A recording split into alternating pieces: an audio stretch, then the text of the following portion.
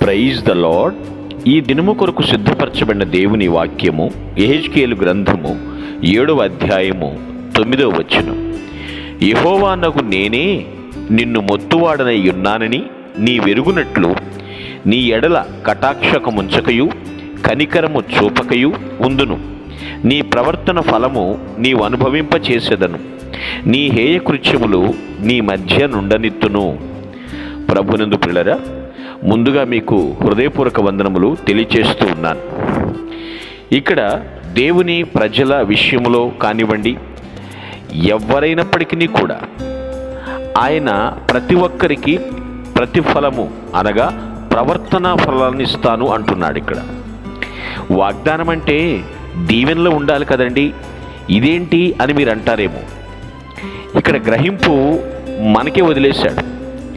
నేను మొత్తువాడను, కటాక్షముంచను, కనికరము చూపను, నీ ప్రవర్తన ఫలము నువ్వు అనుభవిస్తావు. ఇదేంటి అంటే మన క్రియలకు తగినటువంటి జీతం. సత్క్రియలు చేస్తే అటువంటి దానికి సంబంధించినటువంటి జీతం. దేవునికి ఇష్టం లేని హేయకృత్యాలు, అసహ్యమైనటువంటి కార్యాలు చేస్తే దానికి జీతమే. గ్రహించండి ప్రియులారా, ఈ యొక్క విపత్తులు, ఈ శ్రమలు ఎందుకు వస్తున్నాయో, ఎక్కడి నుంచి వస్తున్నాయో, శ్రమలు రావటానికి కారణం ఏమిటో మనం వెతికి తెలుసుకోవాలి. దేవుడు హింసించేవాడు కాదండి, కావాలని గాయపరిచేవాడు కూడా కాడు. శపించటం దేవునికి ఇష్టం లేదు, గుర్తుంచుకోండి ఈ విషయాన్ని. నాశనమైపోవాలని కోరుకునేవాడు దేవుడే కాడు.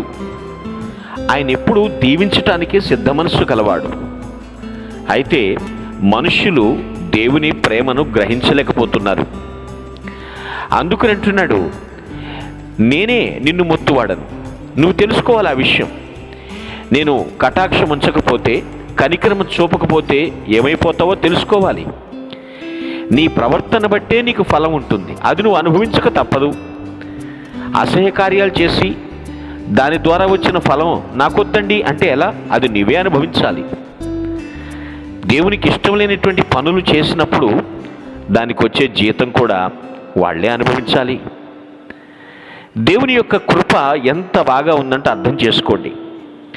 ఇన్ని అసహ్య కార్యాలు చేసినా మనము పశ్చాత్తాపడటానికి దేవుడు ఆయుష్కాలం పొడిగిస్తున్నాడు, అవకాశం ఇస్తున్నాడు. తప్పు తెలుసుకో, దిద్దుకో, ప్రభు వైపు తిరుగు, బ్రతకటానికి కృప చూపిస్తున్నాడు.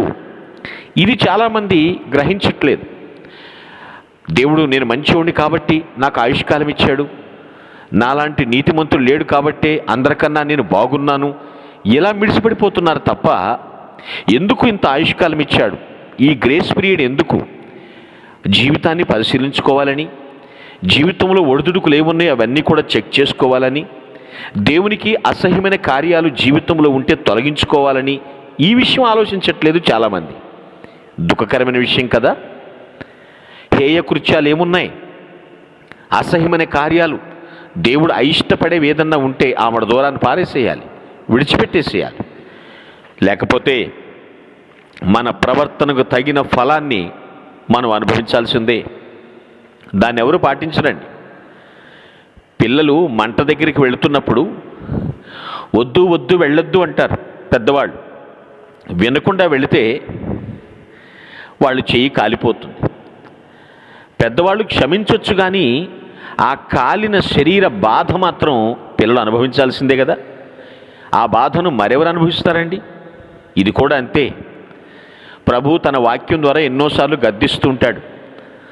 దుష్టులకు దూరంగా ఉండు, దుష్ట సహవాసం జాగ్రత్త, ఎక్కడ నిలబడుతున్నావు, ఎక్కడ కూర్చుంటున్నావు, దిద్దుకో అని చెప్తున్నాడు. అయినా వినకుండా వెళితే, ఒకవేళ నువ్వు పశ్చాత్తాపపడితే క్షమిస్తాడు, కానీ ఆ నొప్పి నీవే అనుభవించాలి కదా. ప్రవర్తన దిద్దుకుందాం, సత్ప్రవర్తన కలిగిన వారమై సదా దేవుణ్ణి సేవించాలి మనం.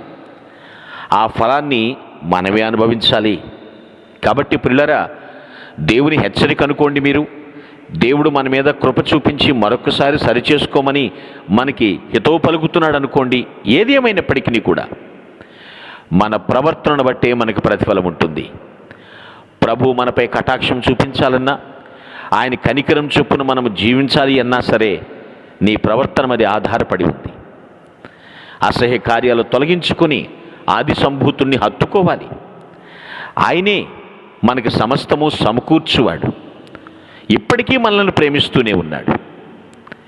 కాబట్టి సత్ప్రవర్తనతో సద్భక్తి చేస్తూ సార్వభౌముని నిత్యము సేవించుదుముగా. మీ కొరకు ప్రార్థించుటకు మేమెల్లప్పుడూ సిద్ధం.